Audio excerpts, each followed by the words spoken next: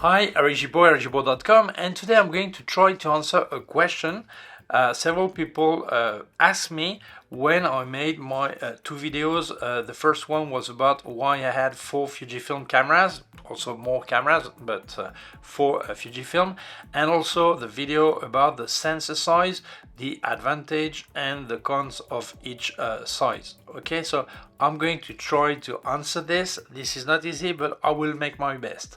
I will do my best. Wow, sometimes it's hard to speak English. So let's start. First of all, it's really hard to tell what gear you should use. Why?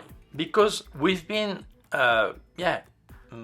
conditioned to some style, some rules, everything, and people think that you need to stick to them. And that's a big problem because there is a great photographer, French, Franco-Spanish photographer, Nat Sakura, and she says something really interesting. She doesn't like 50mm lenses because they always say it's similar to what the human eye is seeing. And she says, well, if I'm going to show what anyone can see, what's the point? I want to show my vision of the situation or the portrait or whatever. So, for example, she does not use the classical focal length for portrait. She uses ultra wide angle. So she shows something that other people don't see with their own eyes. So that's a great point of view. I like this idea. So it means that if you ask me, Eric, what is the typical, what portrait lens should I use? So I say, if you want a classical portrait, the idea is to have from 75mm equivalent full frame up to 100 and something. But that's the classical. It's not your point of view. This is not your vision. It may be, but it doesn't have to be. So maybe you want to do something different. So it's so complicated to tell you for that job you need to do with this gear and this focal length, all this, because you may have a completely different idea and you don't want to clone your picture from someone else. You want to have your own vision, your own style, your own ideas.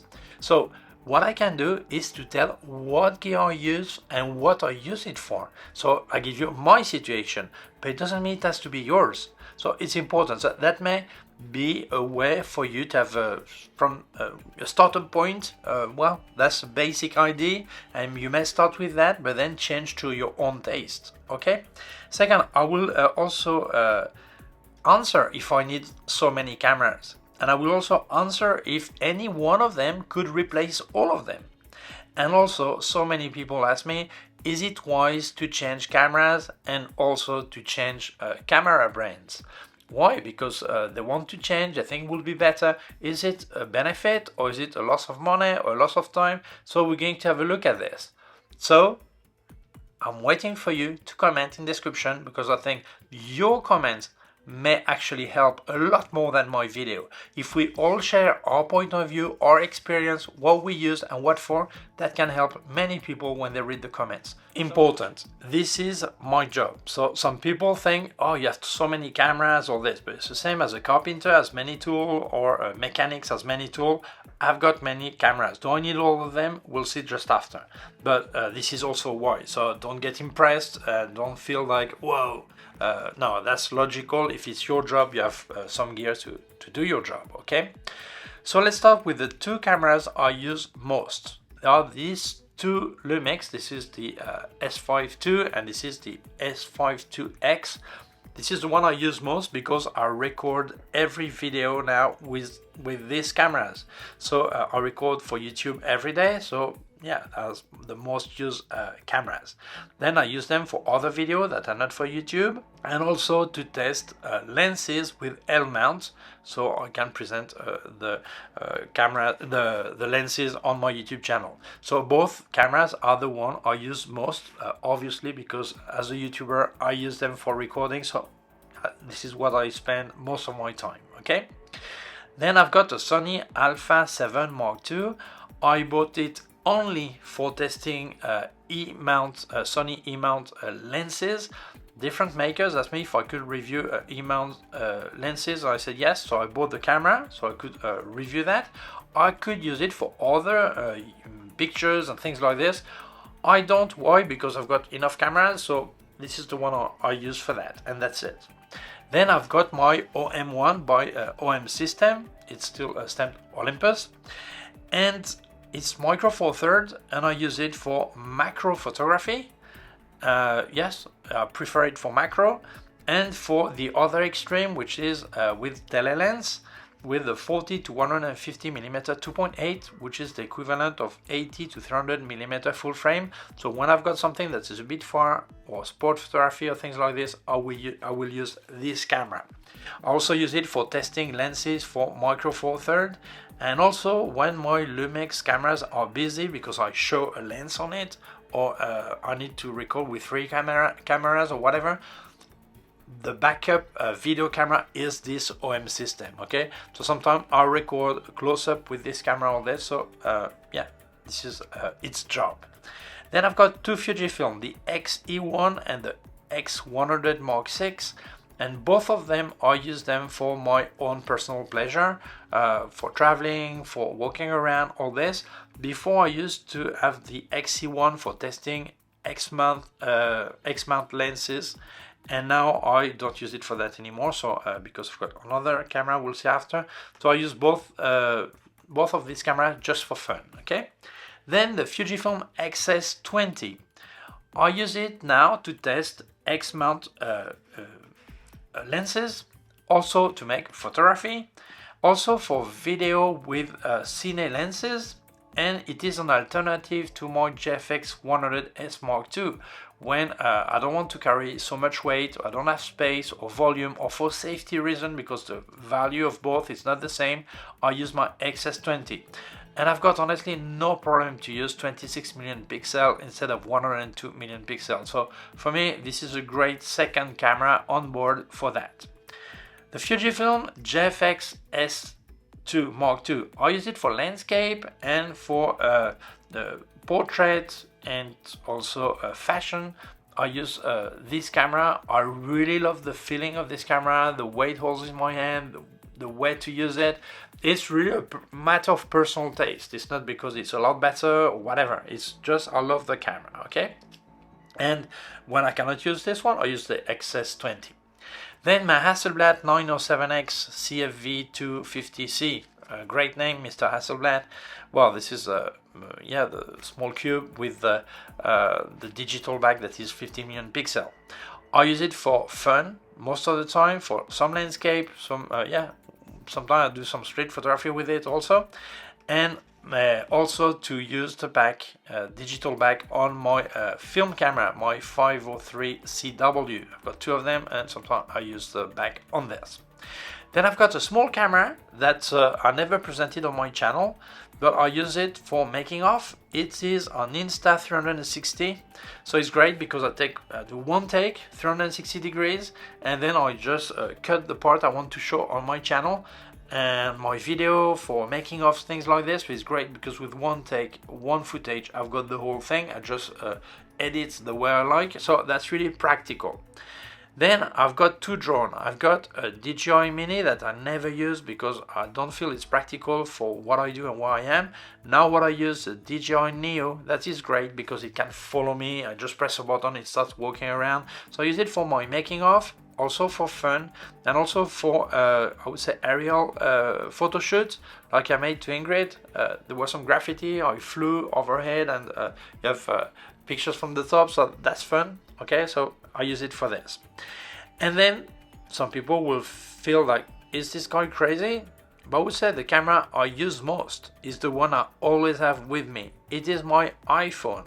Because why? Because for souvenir picture, food picture, selfie, sometimes I receive a product, so I'll make a quick video, I upload it as a story. So this is probably the camera I use most because I always have it with me. Before I used to have an iPhone 13 Pro Max, and now my elder daughter has it, and now I use the 16 Pro Max, and yeah, this is, yeah, I use most. Actually, I used to record all my YouTube video with iPhone until I bought my two Lumix. So for me, this is a great camera. It is a camera. Yeah, the quality is what it is, and so people will be in favor or against, but I have to tell what I use, okay? So now we're going to get to the key question I just said before. So let's carry on. By the way, if you want to help me, I can also help you. I've activated the member area of my YouTube channel. I don't speak about gear, just about tuition, tips, making of, all this. So there is a join button just below. If you want to be a member, exclusive video just for you. Here we are, but just for you and other members, obviously. So click on the button and you're welcome on board. And also something else, I've got affiliate links in description. Please use them if you buy anything. That really helps me. And by the way, if you actually use the links of K&F Concept and also Lumina Neo, if you use on this site the code ERIC10, you get a 10% discount. Use it. Yeah, that's great, and that really helps me, so thank you so much. So let's answer the question. The first one is, Eric, do you need all these cameras? No, I don't need all of them. This is my work, but we don't need all these cameras. If you want to do my job as a YouTuber and you want to review cameras, lenses, do you need all of this? Depends what you want to show, what you want to test. Probably you can start with a lot less. Okay, so no, we don't need all these cameras. I use them because it's fun for me. Yeah, I love to use gear, so that's the reason. But I've been many years with only 2 cameras. Many years I had a Canon 5D Mark II and 5D Mark III, and then many years I had just 2 Olympus, OMD EM5 Mark II, 2 of them, and then after I started to have more cameras, but no, I don't need all of them. Other big question, is there any of these cameras that could be so versatile you actually don't need the rest? Could you use just one of these cameras for everything? So what is the most versatile camera I have? Well, first, yes, the answer is you could, but you have to make some sacrifices. Why? Because let's say maybe I could not do macro anymore, or maybe I could not have a shallow depth of field, or maybe I could not do some type of pictures, other yes, type of videos. So with sacrifice, yes, you can have just one of them. Which one are these possible cameras? Well, the first one, for what I do, okay, for what I do, would be my iPhone. Actually, I've recorded maybe 80% of my YouTube video with iPhone. Okay, so for me, for what I do, that's okay. For photography, I've got many pictures made with iPhone that people really liked, and they didn't know it was made with iPhone. Actually, I've found some time. I've published some picture made with my Hasselblad, writing it was on iPhone, and picture made with the iPhone, writing it was with the Hasselblad, and people commenting, "Oh, we see the Hasselblad is a lot better," but actually the picture was the other way around. So the reality is, when people check a picture on social networks, they cannot tell what it was made for, okay? And actually, very often, when you see pictures like this, it's really hard to know what it was made for, made with, more than this, okay? So, my most versatile camera is my iPhone, okay? But there's a problem, credibility. When I record for YouTube, that's no problem. No one sees me, no one sees what I record with, and it doesn't really matter. But if I go to a client with an iPhone to make a photo shoot, portrait photo shoot, I would feel, well, is this photographer serious? So it's a problem of credibility, the image you give. Although the picture may be incredible, perfect, really nice, when they see you working, they're worried, okay? Although for many jobs, like real estate, very often I've used also for some part or some areas where it's so small, tight place, I want to use a small gimbal, my iPhone, and that's fine.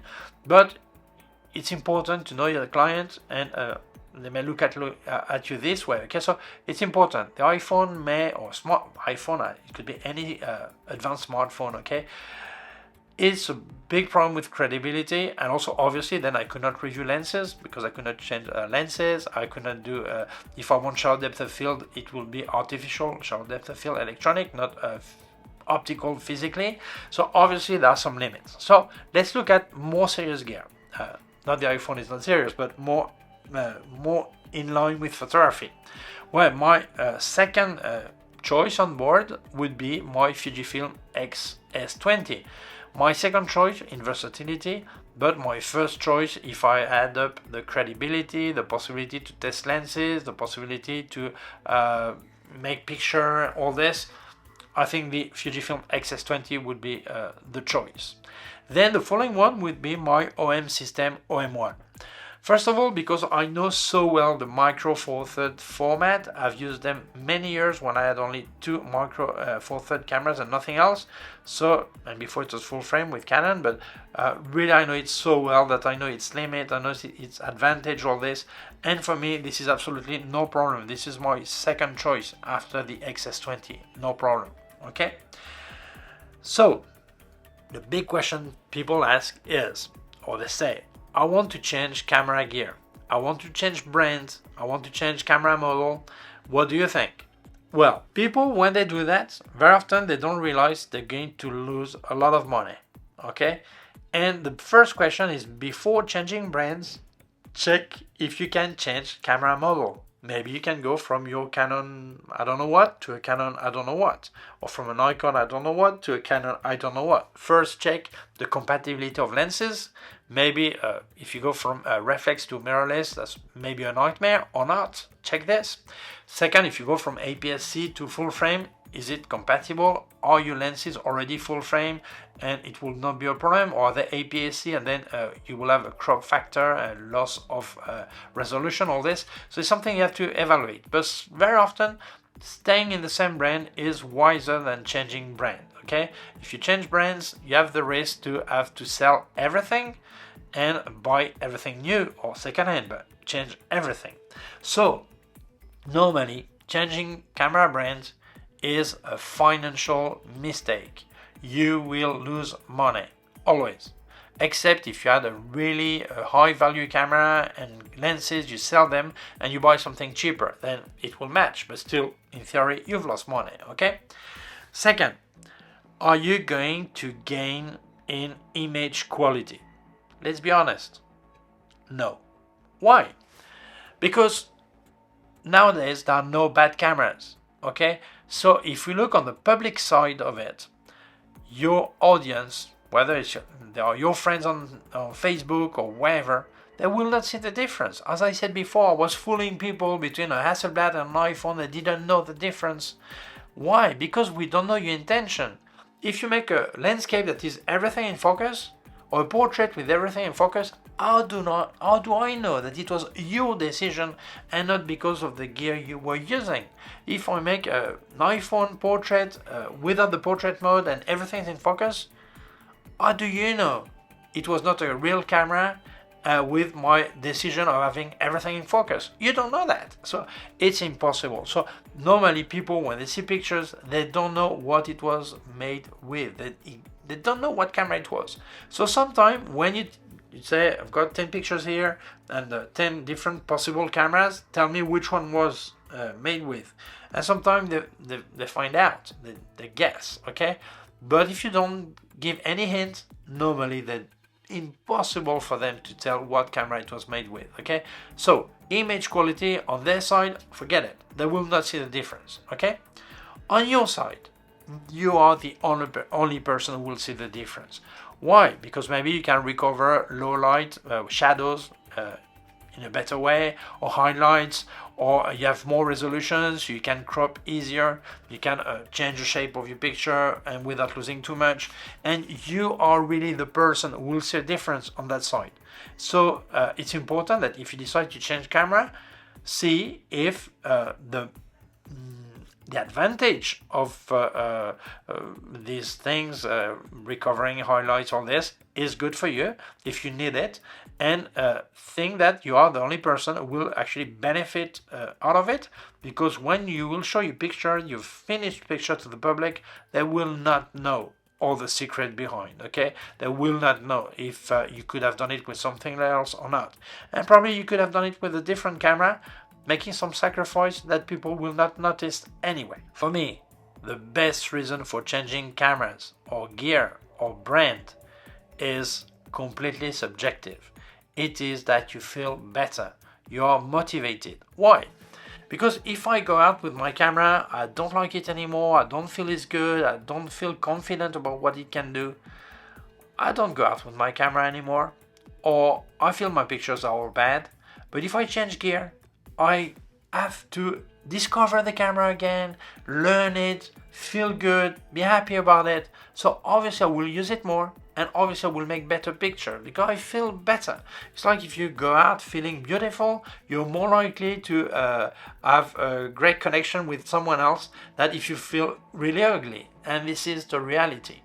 If you feel better, your picture are better. Whether the camera is better or not, it's irrelevant. And actually some people, they even simplify their gear.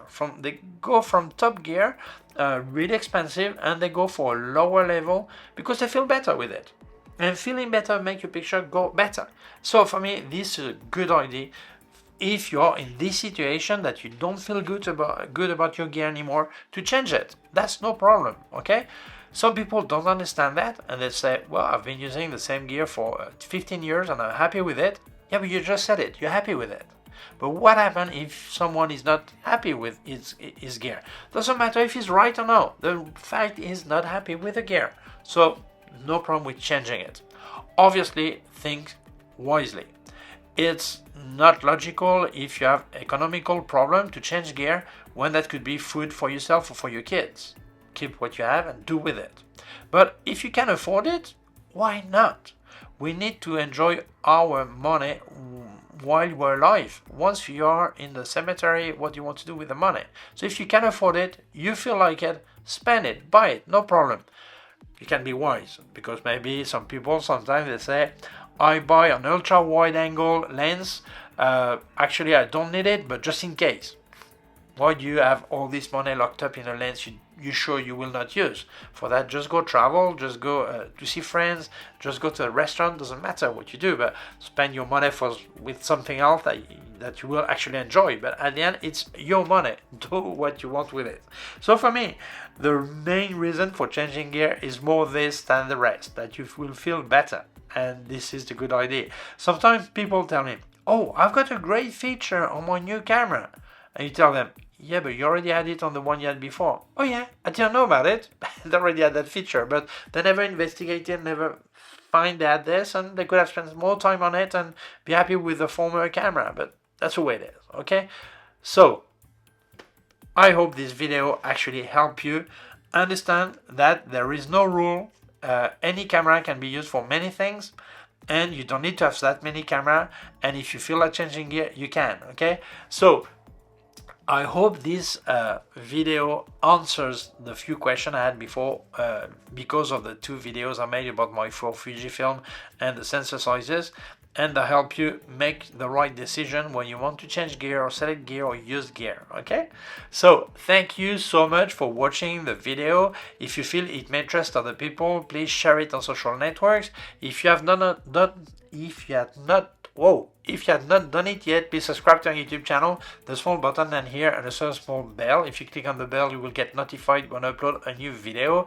Don't forget, I've activated my member area of my YouTube channel. If you get there, the join button, you will find exclusive video. I don't speak about gear, just about tuition, helping, tips, all this, making of, all that. So you're welcome as a member if you click on there. And then I'll leave you my website, ericgibaud.com. If you have any question, can leave a comment below. Also leave you links, affiliated links in description. So if you buy anything, please use them. And by the way, with K&F Concept and Lumina Neo, if you use my code ERIC10, you get a 10% discount. Thank you so much for using it. That really helps me. Also leave you my PayPal account in case you wanted to make a donation. Thank you very much. Please take care of yourself and see you soon. Bye.